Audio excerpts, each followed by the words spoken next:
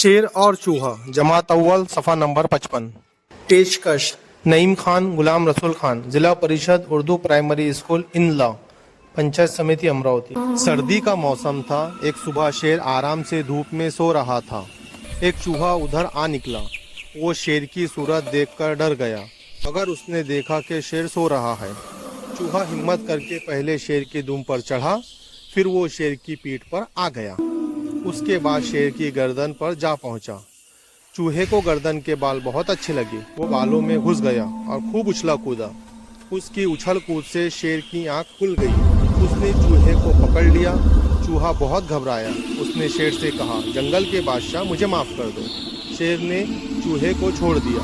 चूहा खुश होकर बोला, जंगल के बादशाह, मैं किसी दिन इस एहसान का बदला जरूर चुकाऊंगा।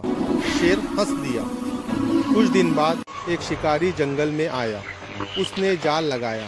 शेर शिकारी के जाल में फंस गया। उस दिन इत्तेफाक से चूहा अपने साथियों के साथ उधर आ निकला।